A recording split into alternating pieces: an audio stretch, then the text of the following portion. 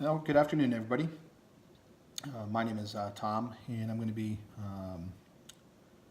preparing this chicken to put on the Weber Kettle Grill for our dinner tonight. I'm going to do something a little different, something that I've never tried before, but something I've seen a lot of video on, and that is spatchcocking the chicken. Basically, taking a pair of heavy-duty poultry shears like these, and I'm going to be removing the back spine from the chicken, and then I'm going to flip it back over and compress the chicken and basically have it as flat as possible.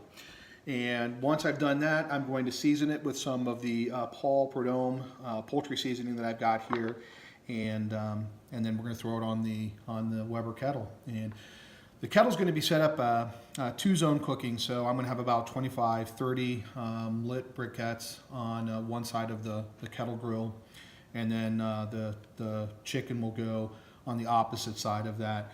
I want my temperature for the grill to be set around 350, 375, somewhere in that range.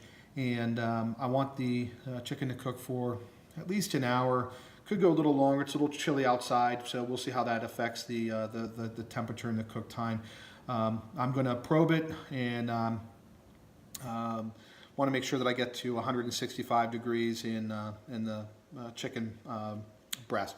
So we're going to begin here in a moment. So I'm going to take the kitchen shears here, and I'm going to trim out the backbone, and I'll be right back with you. All right, so this is how the chicken looks after the backbone has been removed. I did trim a little bit of the excess skin that was on the underside, and I've laid it out flat on my cookie sheet, and I actually hit a little, I added some seasoning on the underside, and then I put a little olive oil on the outside of the skin here to help kind of crisp it up, and then also help the seasoning stay on the skin when it goes on the grill. So this is kind of how it looks, and we're just going to make sure we get seasoning everywhere we can.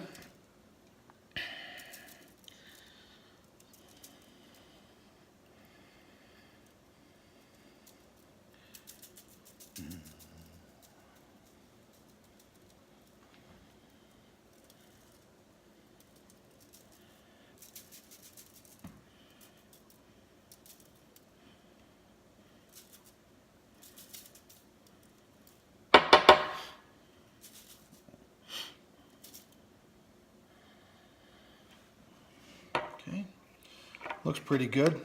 And what I'm going to do here is I'm actually going to leave the chicken uncovered, but I'm going to put it in the refrigerator.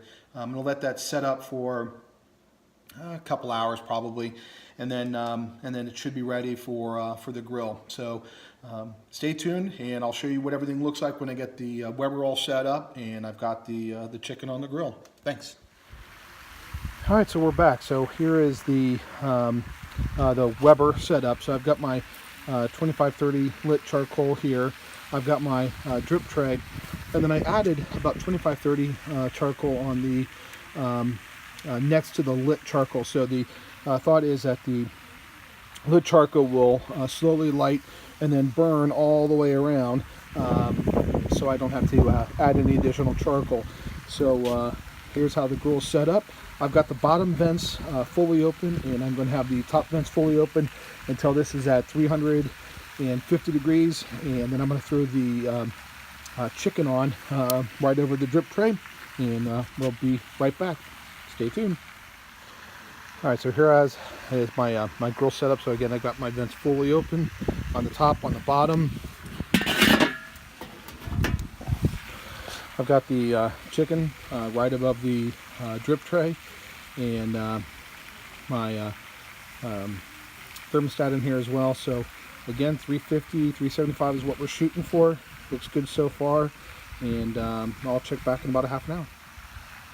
All right, so it's been about 40 minutes, and getting ready to take a look at how the chicken looks, and then I'm going to rotate it and flip it over so it's a little bit of even cooking. So let's take a look and see how she looks.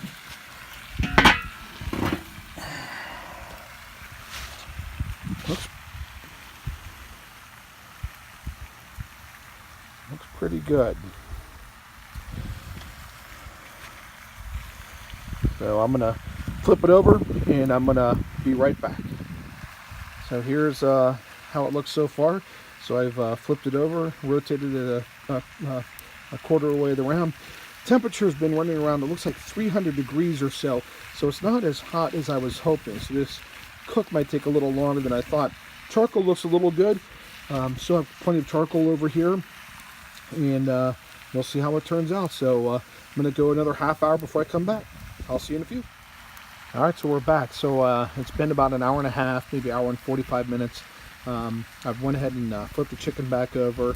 I hit the temperature for both the breast and the thighs, and we're spot on. We're at 165 in the breast, about 175 or so in the thighs. So I'm going to go ahead and I'm going to sauce it down right now, and then let it tack up for about 10 or 15 minutes, and then pull this off, and then let it set and rest for a bit, and then we'll cut it up. We'll be right back.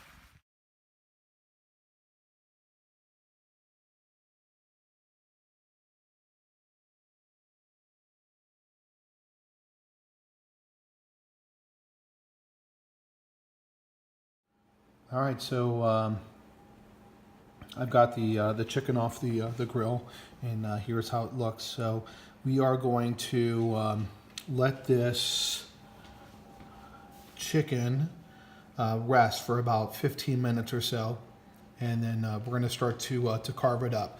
So we'll let you know how that looks here in a moment. So stay tuned.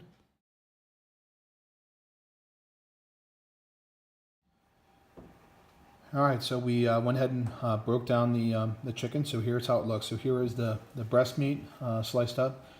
This is pulled breast meat that was left off the part of the carcass. And then we have the thighs and the legs. The wingtips were good. We already snacked on those, so I don't have a picture of that, unfortunately. But this is how the spatchcock chicken looks after we're done. So it looks awesome. It tastes fantastic. I encourage you guys to give it a try and let me know how it turns out.